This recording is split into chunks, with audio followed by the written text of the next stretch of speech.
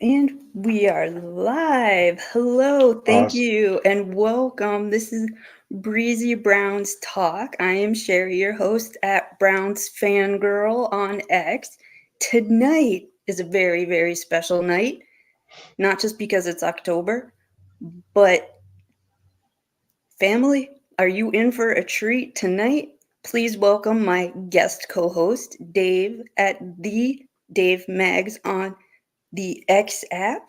Um, he is going to share his story of being um, behind enemy lines and being a huge, huge Browns fan. To me, this is so exciting because, ew, Massachusetts, no offense, None taken. well, I'm not going to say trapped. I'm sure you had a great, like situation growing up and whatnot, but being a Browns fan behind enemy lines. And usually these kind of stories involve Steelers connections and whatnot, but yours to me is extremely unique. So I would like to hand you the talking stick if you would like to start at the beginning of Abs- your Browns fandom and how you had to tune out all the noise of the New England Patriots fans who surrounded you. Absolutely, Sherry. And it's a pleasure to be on your show. Been pumped about this for since we talked a couple weeks back, and Great. yeah, there's no loose ends with the story. You were just mentioning the Steelers, and there is many connections in my Of journey course. with Steelers fans. Even today, they tend to always be there. At the worst Always. times, there's always a Steelers fan in my life. But Always. They're like mosquitoes. yeah, and I know a couple of my buddies, the cigar group, is probably Sure. listening. They're probably, I'm I sure, see. going Caviar to. Hound. There he is, one of my good buddies. Yeah, he's a Falcons fan, so he's all right. He's not too bad. Okay. Okay. But yeah, it's the Steelers. They're always they just always tend to be there. So, but going back, kind of how it all began. I grew up in Massachusetts, born and raised. Sure. My family were strict Italians. My old man was right off the boat, Oh, so wow. there wasn't a traditional sports, family sports viewing. Right. I grew up with basically the two sports that my old man liked to watch were boxing Oh, and professional wrestling. And at the time in very the cool. yeah, and in the early '80s, being in Massachusetts, boxing everywhere at that time was so dominant, and that's when those were the golden years of professional boxing, Sure. and you had boxers like Sugar Ray Leonard, Roberto Duran, you had Thomas Hearns, but locally, being in Massachusetts, and Hmm. he was an hour away, was the marvelous one, Marvin Hagler, who was Oh, like a wow. legend growing up. So boxing and pro wrestling were the sports. So I didn't know anything about football. I'm 7 or 8 years old at the time, Mhm. and I'm in school. It's Super Bowl time, and the Patriots are in there. 1986. The Patriots are playing the Chicago Bears, and I remember going to school, but right before that Super Bowl weekend, and everybody was, were in Patriots attire. I wasn't because my folks didn't follow football. Right. So, the teachers gave me a hard time. They're like, I know, even oh, teachers. brutal, just brutal. Sending, we sent Oh, goodness. notifications to your parents and stuff about wearing Patriots attire. Right. My mom, I mean, she didn't care about football. So, I went to school and Well, what I went to school in, you right? summoned, you said pro wrestler, and look, you summoned one. Hi, Hey, Lou. hey, Lou. Um, So yeah, and I remember that Sunday, Super Bowl Sunday. My mom and dad did put the game on because it was a Super Bowl, it was Right. entertainment. And all I remember, Sherry, is the Patriots got their butts handed to them from one side of the field to the other. The Chicago Bears that year and that Super Bowl, I mean, they just dominated the Patriots. So I'm looking at this team and I'm saying to myself, terrible. I mean, what did I miss, right? So didn't think anything of it. You know, as the year goes by, I'm kind of getting into baseball a little bit now. The Red Sox are in the World Series. Right. Celtics are probably the best team on the planet at that point, and the Boston Bruins were in the Stanley Cup. Right. So hockey, all of those three sports were very dominant I'm at a guilty of being a hockey fan as well. well, no, they're great. God bless. I as well. And so, at that window of time, it was the Celtics, it was the Bruins, it was the Red Sox, the Patriots were in my back, rear view. And I'll never forget that Christmas of 1987. I mean, excuse me, 1986. That Christmas, I got a small TV for my bedroom. Oh, And everybody remembers the year they got the small TV. Yes. right. And as you get to know, I'm a big TV guy, which Sure. Yes, yes, you are. You have 3 TVs. Yes, I'm very impressed with your right. setup. Thank you. And so, I'll never forget it. I had the TV, but we had the old rabbit ears, right, in the mid Of '80s. course. And so I just remember this Sunday in January. It was snowing back in Massachusetts. I was inside, obviously couldn't play. And I put the TV on, and it could only get a few channels at that time, right? With the rabbit ears. Right. Mhm, mhm. And there it was, Sherry. There it was. The Cleveland Browns against the Denver Broncos in Wow. Cleveland. And I just remember seeing, the Browns with Marty Schottenheimer as the Sure. coach, and the dark brown uniforms, and the orange helmets, and then the Mhm. Broncos. And I was just kind of amazed. And the Browns early on had a lead, and there was just something that captivated me with the Browns. So I'm like, okay, now I'm enjoying football, and that was a great game. The infamous drive. Right. Unfortunately, John Elway led the Broncos. They Mhm. won. They went on to the Super Bowl. Yada yada yada. Right.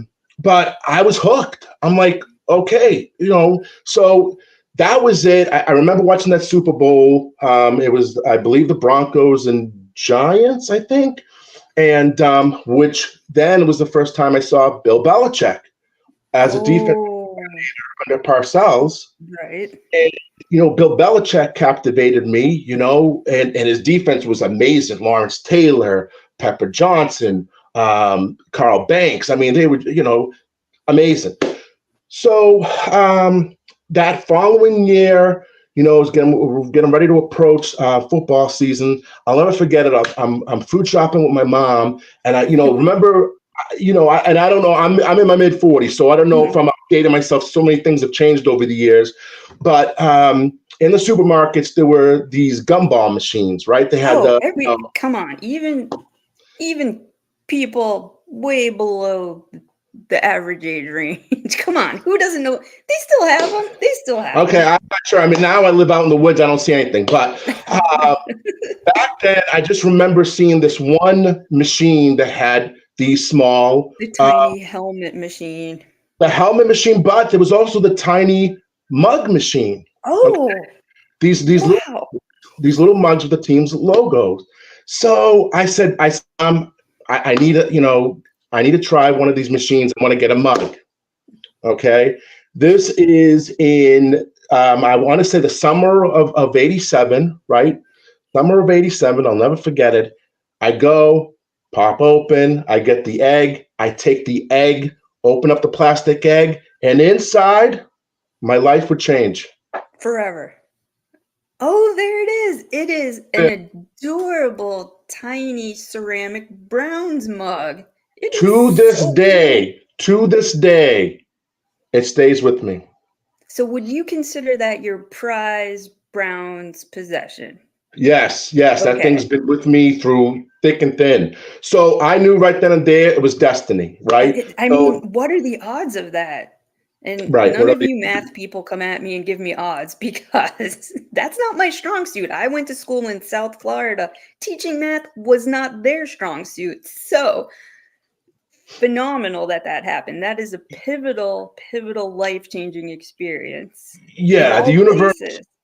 Right, and then that was it. And the rest kind of just goes. The Browns again that year, division playoffs. Right. Lost to the Broncos again, but they were there. Another year goes by. They're in the playoffs. Meantime, as the Browns are right on the top of the mountain, they're right there with Denver, and the Right. Patriots are starting to dip and dip and dip. And I can remember 1990 going to school, and there was, back then you had, the infamous starter jackets, right? In the Oh, of wintertime, everyone, course. right? And the Patriots, I mean, kids in school, there were some kids like myself, they were wearing Hmm. Browns jerseys or Broncos jerseys or Right. Oilers. But the Patriots, because they were starting to become so bad, you know, people, kids, they jumped off the bandwagon. Of So course. You it have to was find your way as a child and be, your own unicorn in a sense. right, right. And it was enjoyable to have that pleasure to, okay, we're on top of the mountain right now. The Patriots are garbage. I mean, Sorry about that. That was no, my phone. Stupid phone. Do go on. and that there was that period of time where the Patriots were almost being moved out of New England. They Hmm. were going to probably head to St. Louis. The organization was a mess, and the Browns, we were in transition too in the early '90s, and then a gentleman came onto this team as their coach, and again that connection arrives with Bill Belichick, and I'm just like, man, things are going to get great again, right? We had a couple of bad years. Schottenheimer had Hmm. left, but Bill Belichick comes in, this defensive guru, Right. Hmm. and I was excited because I'm like, Belichick's he's the man. And then he brings in Nick Saban, which a lot of people might not know. Saban was the Forget. defensive Right. I think coordinator, a lot of people forget that Nick Saban was part of one the of his situation. Hmm. one of his first pro jobs, and it was some tough tracking with between the two, couple of years. Belichick, it wasn't the Bill Belichick that we're accustomed to now, Right. uh, but it's still I never left the Brown side, and even with the controversy with Vinny Testaverde coming in and replacing Bernie Kosar, and I know a lot of the locals there were Sure. were heartbroken, but we made it to the playoffs that year, and who did we beat in the playoffs that year? The New England Patriots, right? So We I took. have to ask you, how did that feel? Okay, so now I'm getting into my teens, right? So I'm going over friends' houses, and their parents are giving me hell. Get your Browns hat off, get your brown, and I just remember, just kind of like, yeah, you wait. Belichick's Right. gonna have these guys beating you guys, Hmm. and they did. And Parcells was then the coach for the Patriots, and but Belichick took them, and that was Right. it. And that kind of for me was an eye opener. That actual playoff game, because it was the first time where I'm interacting with my friends at home in Massachusetts. Them Right. being all back to diehard Patriots fans. Now, of course, now they're winning with Parcells as their coach. And I could start to see, like, now I'm a little bit older. I'm 14, 15, and I'm like, man, these guys are really rough on me. And and then it kind of continued, and unfortunately, they projected up with Parcells, Sure. and we started to come down a little bit, and at that point, Modell decides to move Cleveland to Baltimore, right? Right. That It's hard, ugly, ugly part in history. Right. and now I'm amongst my friends, and they're Mhm. all sky high because the Patriots, they got Bledsoe, they got a star quarterback. They're Super Bowl team, right? They go and play the Packers. Now, granted, they got their Right. butts kicked by Right. far than the Packers, but But they they're in made it. the Yeah, they made it to they a made Super it, Bowl. Hmm. and what do we have? We're now known as the Baltimore Ravens. A Heartbreaking. heartbreak. So, how did that hit you as a kid in Massachusetts? How did you cope? What did you do for Um, those? it was tough. A lot of times I didn't want to go to my friends' places, especially for sports and stuff. Like any of the big games, I didn't see my friends. I stayed home and watched the Oh, game, wow. because all my friends were Patriots fans. Or, even I think during that Super Bowl, I had a girlfriend at that time, and she wouldn't let me go to her friend's place because she's like, "You're a Browns fan, you're not a Patriots fan. It's going to be awkward." Da, da, da, Wow. da. And Yikes. this would be the first time that I would have that happen to me. But Sure. we'll get into that. So yeah, it was tough. I only saw my friends during Red Sox games, Celtics games, and Bruins games, and even Mhm. then, the late '90s, those weren't the best years for the Celtics. Those were terrible years for the Red Sox as well. So it was tough. I didn't see a lot of my friends, right? So it started, and then kind of going forward, Mhm. the Browns get their team back, right? 1999, Mhm. the Browns come back, and here's a kind of a crazy another connection, as I call it, to a Of story. course. The Browns head coach on the when the Browns came back in the lead, Mhm. Coach Chris Palmer. Mhm. So Coach Palmer had roots in Massachusetts. He was the Patriots receivers and quarterback coach. I think he was there from 1993 to 1995, Oh, right? okay. So a So, familiar name, a familiar product producer.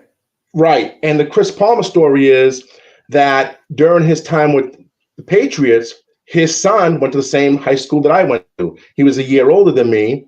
And I'd probably say a handful of times, Coach Palmer came in, did presentations and Oh, speeches and whatnot wow. because his son was, a student Sure. there. So who ends up being that first coach to coach the returning Browns? Chris Palmer, right? Crazy. So, And so um, did you he know, have a did you have was it a positive experience dealing with him?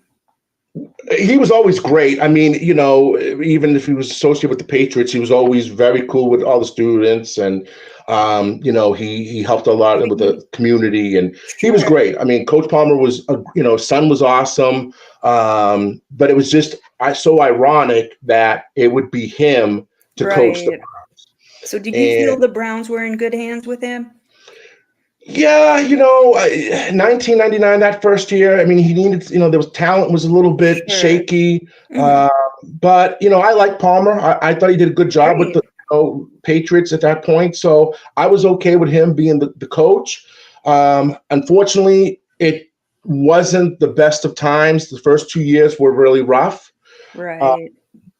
and during this time now, I'm going to getting ready to go away to college up in Mhm. northern Maine, and one of my Wow. closest friends, yeah, it was quite a venture. One of my closest friends was going to school down in Miami, and in March of 2000, he's like, "Hey Dave," his name's also Dave, but he's like, "Hey Dave, why don't you come down on spring break, come down, hang out." Now, my buddy Dave down in Miami worked for the sports radio station down there. Okay. Dave was in with all the hurricanes back then. Okay. Okay, It's so funny. That is interesting because I do have a hurricane connection of a football player who I grew up with who ended up being a Miami Hurricane and one of uh one of the most favored Patriots of I'm not going to say of all time. Vincent okay, Wilfork. yeah, Vince Wilfork, yeah, We yeah, went to middle school and high school together. wow, He grew up wow, in Boynton all right, Beach, yeah, he grew yeah, up in Boynton Beach, and he ended up at the U in yeah, Miami yeah, around he that did. time, oh, maybe a little just slightly later, but yeah. So it's a little bit slightly later, but in that squad of 99, 2000, who had Ed Reed was with the Ravens, right? Right, Uh, right. and Coach Ken Dorsey was on that team. Okay. So I remember being out with my buddy Dave, and we're at some sports place having a bite to Mhm. eat. And all of a sudden he's like, and he, my nickname was Mags, right? So he's like, Mags, Coach Davis just walked in, Coach Butch Davis. So I'm like, Dave, he's with his family. I said, let him be. But my buddy Dave, very loud guy. So he was like, Coach, here's my buddy, Dave from Massachusetts is here. And he was very polite, shook my hand. I said, congratulations on a great season. Awesome guy, right? That's So wonderful. the next year, the Browns fire Coach Palmer, and who Mhm. they hire? Coach Butch Davis from the Hurricanes. So now Coach Davis, who I just met a year prior, is Mhm. now coaching the Browns.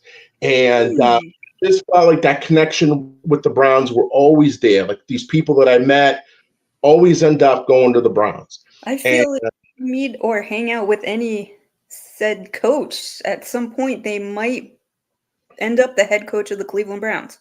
right, true story. And it was just wild. And, That is awesome. Coach Davis, I mean, man, I thought he did a good job with Cleveland. That the defense was pretty good then in the Mhm. early 2000s. We ended up going to the playoffs under him, facing the Steelers. Um, Oh, and, those and pesky Steelers. Yeah. right. And one of my good friends up in Maine at the time when I was there was a huge Steelers fan. And I just remember going over his house, watching the Steelers game. He was a diehard Steelers fan, me being a diehard Browns fan. And, Sherry got ugly.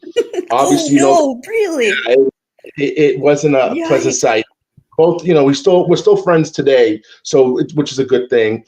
But yeah, the Browns, tough loss, Mhm.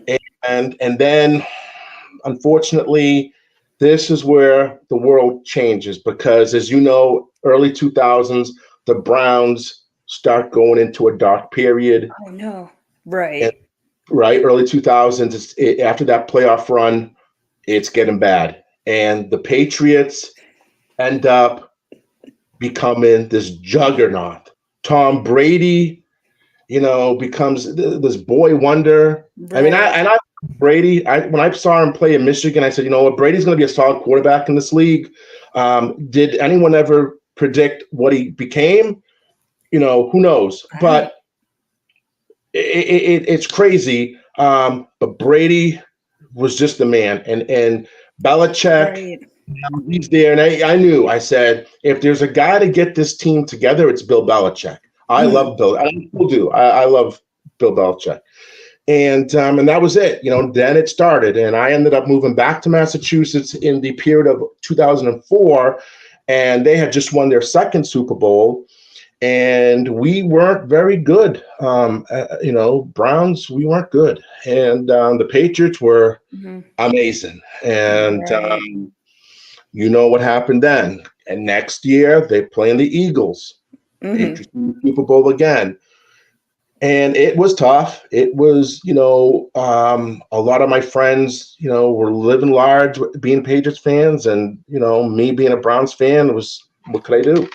A lot of And adversity for you to overcome. That must have been it was uncomfortable hanging out with your friends and and it was tough, and it was almost the same circle of friends that I dealt with when they were going to the Super Bowl against the Packers in 95, 96. Now, 10 years later, it's the same group, and right. they just, egging me on. The parents, 10 years older, egging me on. Still the And parents, yeah, jeez. just giving it to me, and I'm just like, man, have a little love here. Mhm. So it was rough. And, from there, the Browns didn't get any better. Mhm. Coach changes, right? Romeo Crennel, and here comes now the Patriots connection again. Mhm. Crennel comes in as a Patriots coach. He's terrible. Romeo Crennel, one of the worst coaches, in my opinion, in the NFL. It's just horrible. And then Gotcha. from Crennel, we get into the, '07, '08, '09. Eric Mangini comes aboard. He's coaching the Brown, an ex-Patriot under Bill Belichick. terrible. And the Patriots, what are they doing? Just they're winning. And if they're not Right. in the Super Bowl, they still provided their fan base, which were Hmm. all my friends, a great season. They had Brady there, and it was tough. A lot of my friends too. They didn't want to be. If they had big Patriots games, I wasn't invited. Oh, Um, wow. yeah, That yeah. They is awful. They well, exclude you they can still excluded. enjoy the game of football. Well, Wow. they called me a jinx, Sherry, because of the one Super Bowl party I hosted was the Patriots New York Giants Super Bowl. And look, I even myself thought Patriots should take the Giants easily. And Hmm. you know what happened in that Super Bowl? Hmm. And my friends were like, "It's because of you. You Oh, hosted geez. this, yeah." And that was There's it. no way. That Yeah, it was brutal. that It was is brutal. I hope you found new friends. Jeez. Well, in a way, I kind of had to, Of but I course. know that night when the Giants beat them, I felt peace. Okay, Because good. Good. I'm you glad you know, got a little bit of peace out of that situation because yeah, wow. and that was when I really started to realize I'm like, I hate these guys. Like the Patriots really have lit this fire in me where I'm like, I despise them. Yeah, I'm losing my friends because of it. Mhm. I'm not enjoying football. And Massachusetts, especially like that area. I mean, I was only about a half hour from Foxborough where the Patriots play. Wow. So Yeah, close to so ground close, zero. That is close to ground zero. awful. Numerous times I actually had to enter ground zero and go to a couple of games with, whether it was various work events or Mhm. various girlfriends or what have you. Mhm. And it was just terrible. And I'm still recovering from those moments. That's a lot So, of PTSD to deal with. yeah, That is plenty, heavy. which Jeez. was probably explains why now I live in the middle of nowhere out in the woods. But um, yeah, and it was just tough. And being a Browns fan, it wasn't again 2010, 2011. We're in some dark times, man. And Right. the Patriots is just they're winning. I mean, even the year that Brady got hurt, Right. um, I'm like, they're not going to be that good. They still were solid. I mean, Matt Castle. I mean, I don't know how he did it, but they found ways to win. And it wasn't until an infamous game with, I'm sure he's a legend around Mhm. Cleveland. He's a legend in Arkansas. One Peyton Hillis, Okay. who on this, I think it was 2011, um, ran roughshod over the Patriots with Colt McCoy Right. Okay. was the QB. I forget who was coaching the Browns at that point, but I just remember Peyton Hillis was a video game, a cheat code. I mean, he was just all over the page, and I was, now it's that era where you can text, with texting, right? Mhm. 2011, Mhm. and I'm sending these, my buddies there texts. I'm like, how do you guys like us now, right? Because again, they wouldn't Right. let me watch the game with them. They wouldn't come to my place. I wasn't allowed to go to their place. So I'm watching this game, and I'm like, oh, this feels good. Feels damn good because the Patriots, I think, were big time favored to win that game, and the Browns just owned them. So that was a nice little bright spot in what was still a terrible period of time for us Browns. Uh-huh. Mhm. And yes, that was how Peyton Hillis won that cover that year. A lot of people, some people, forget that, but I good know. memory. Thank you, Yep, Posh. Thanks for bringing that Josh, up. killing it, Posh. Yeah, and Peyton Hillis, who's a legend here in Arkansas, went to Razorback, rugged quarterback. I mean, excuse me, rugged, great running back. Mhm. Um, Injuries kind of shortened his career, but so yeah, and as time went on, the Browns were just, they were hurting. It was tough, Yeah. and we had some bright spots, Sherry, with Josh Gordon. Right, of course. You remember Josh Gordon, how Of nasty he course. was. But unfortunately, Kept getting well, dinged. Oh, Josh Gordon. Yes, we still love he him. Mm-hmm. stay out of his own way. He was so talented, Mm-hmm.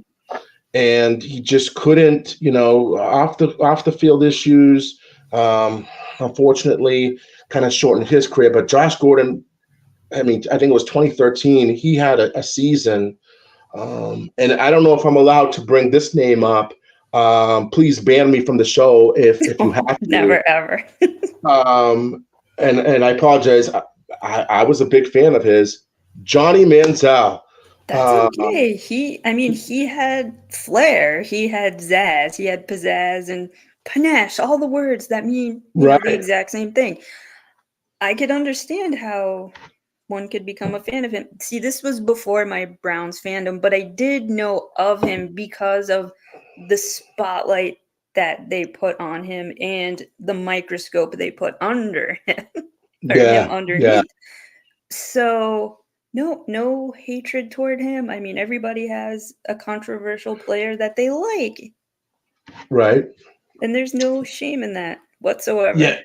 Yeah. Manziel, when the Browns drafted him, I'm like, all right, this could be good, What will but he be? unfortunately, he had his own off the field issues as Uh-huh. well and didn't want to read a playbook.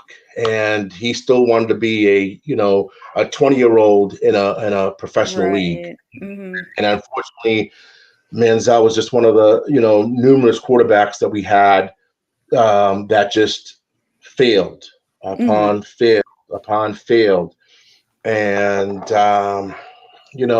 it didn't get any easier.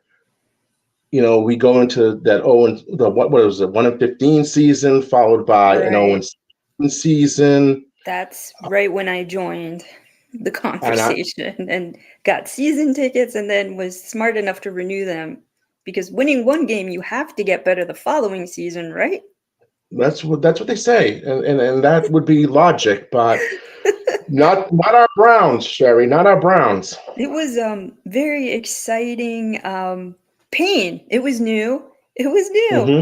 I didn't know that sports could inflict this level of anxiety and depression in people until I moved to Cleveland, but it restored my hope for every season moving forward that we have to be better than where we were. Right. I mean, that was rock bottom, so we couldn't Yeah, get any worse than those two seasons. Absolutely. And they do defy logic, they, and they do, Ethan. Yeah. you are Yeah. correct. Yeah. And that brings us to an Oklahoma Sooner. I'm a big Oklahoma Sooner guy. Yeah. Um, they were one of the first teams that I saw for college football. Being a Hmm. kid, Sooners, Barry Switzer, they were just running roughshod off everybody in the Hmm. mid to late '80s. So I became a Sooners fan. That was that.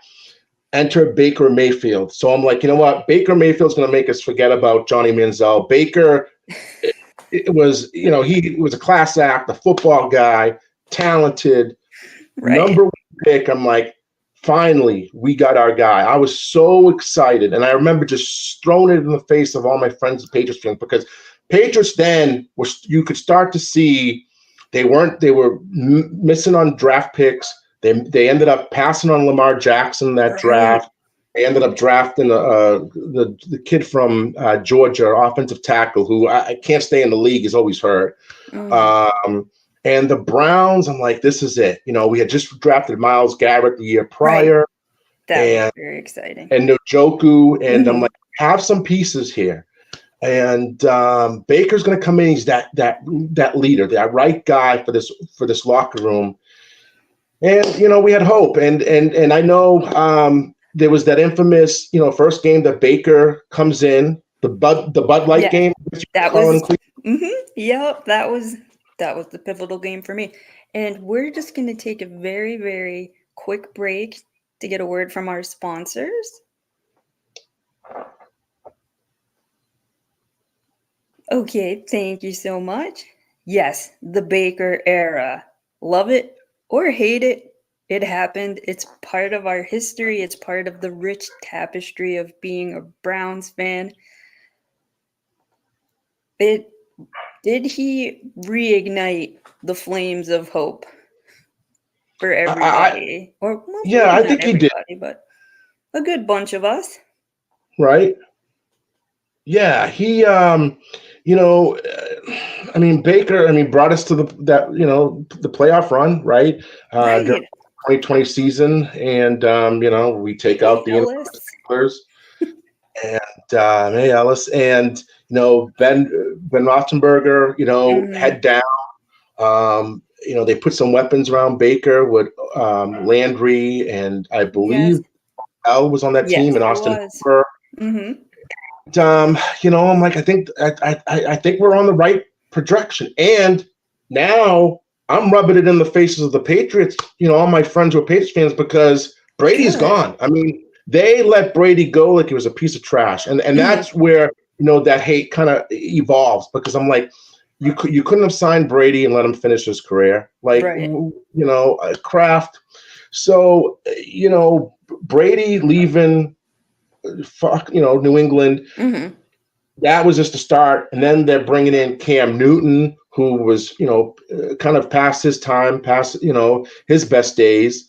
And the Right. Patriots were Hmm. starting to be pitiful. And here we are, the Browns. We made it to the playoffs. We Hmm. beat the Steelers. Hey, people That. forget, we Do you came close. remember how good that felt, beating the Steelers? Oh, it On was on great. sad days, do you bring that back up into your memory? I know Oh, I do. always. I mean, I I'm rewatched that happy for game. Baker too. I know Yeah, a lot of people like to make it negative, but he matured and you got to let the baby bird fly, right? right. And Baker, I mean, he was great. He almost beat KC. I mean, Right. we came that close. I mean, Baker looked good.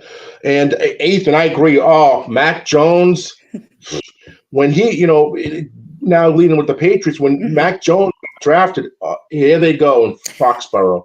Oh, Mac Jones is going to be better than Brady. Mac Jones is this all, Alabama legend. Mhm. Mhm. Mac, Mhm. Patriots are going to win Super Bowls. Your Browns suck. Blah blah blah blah blah blah. I'm like, Mac Jones was stiff as a doornail. I mean, Mhm. I didn't see anything. This aura about Mac Jones. I didn't see it. And the Patriots, I mean, he wasn't the answer. And I just remember, at that point, I think I'd moved down to Florida, and they had made a big deal of the Tampa Bay Bucks with Brady, right? I think they had just come off their Super Bowl victory against, the Patriots with young Mac Jones. And Right. Mhm. it was, I'm like, this kid is not that good. And Mm. then the Patriots started to, really push all their coaches, all of Bill's boys. Matt Patricia coaching their offense. He's a Right. defensive guy. Mhm. Not a big fan of him. He's a horrible coach. Mhm. And he comes and just crushes that kid's career. I mean, Mac Jones was already, I didn't think he was that great. Patricia put a nail in his coffin in his career, basically. And, the Patriots, terrible. But, Baker, his last year in Cleveland, it was tough to see.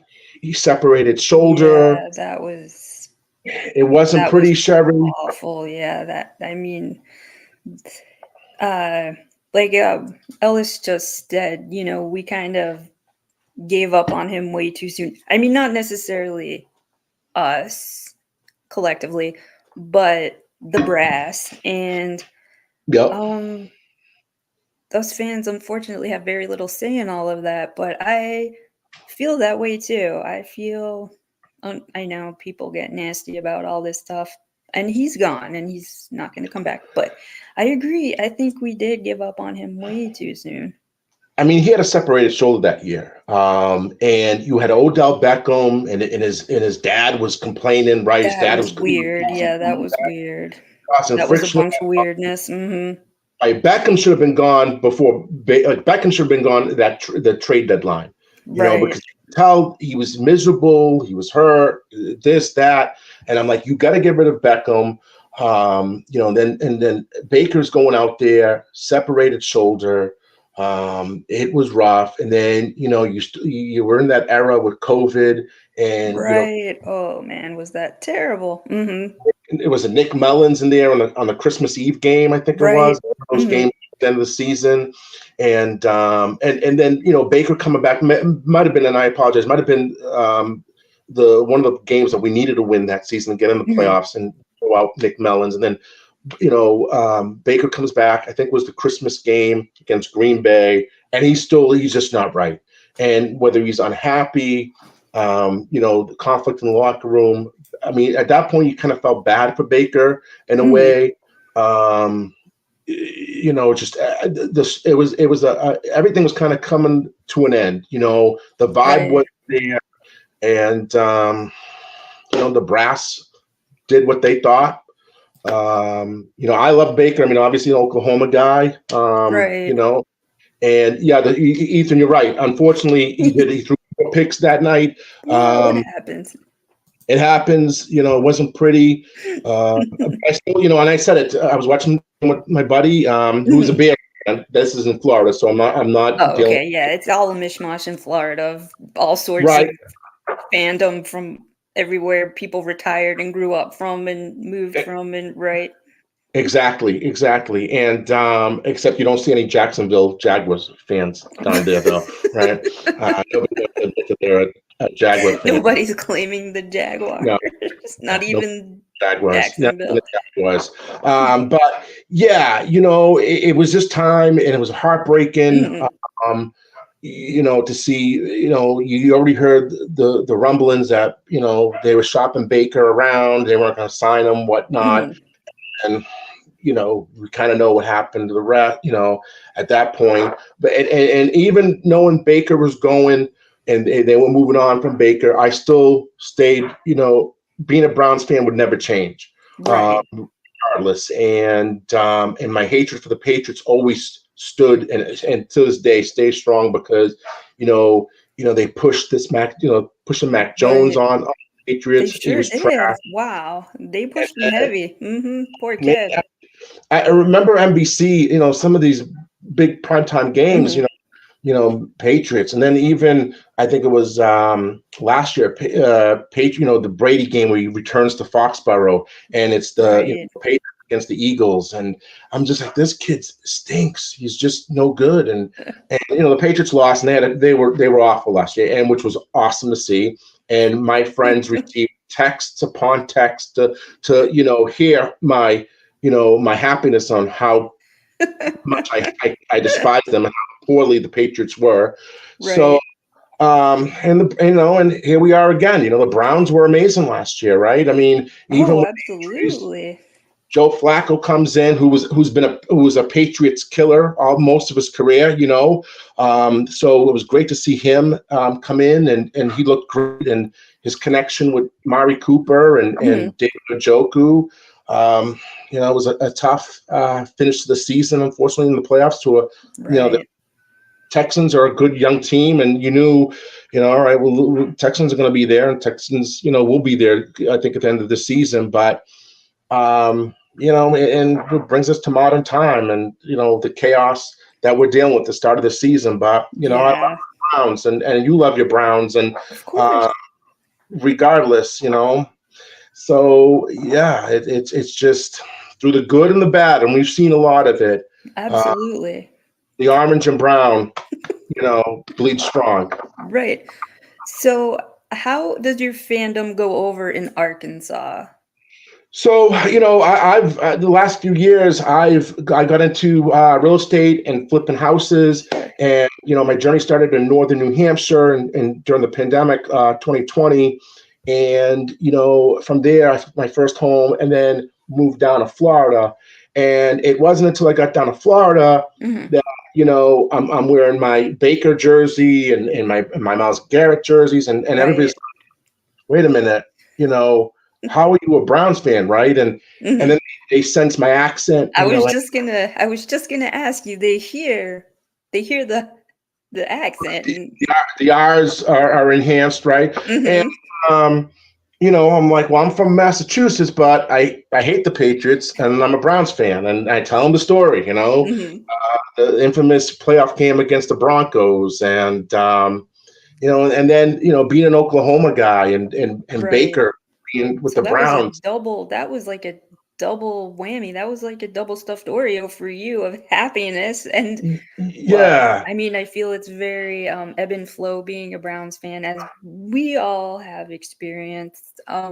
But yeah. right, and that's a good way to put it, Sherry. Ebb and flow, absolutely. And I mean, even now, I spent 2 years in Oklahoma. I flipped a couple of places there, Sure. and again, how are you, not a Cowboys fan or a Houston Texans fan? How are you a Browns fan? And I explained. And then moving to Arkansas, same thing. You see a lot of Cowboys fans, Hmm. Houston Texans. And here I am running around the stores and local spots where my Browns attire, and Right. they look already, and then once they hear me talk, they're like, wait a minute, That doesn't make how, sense. what, Hmm. and yeah, I've been living with it.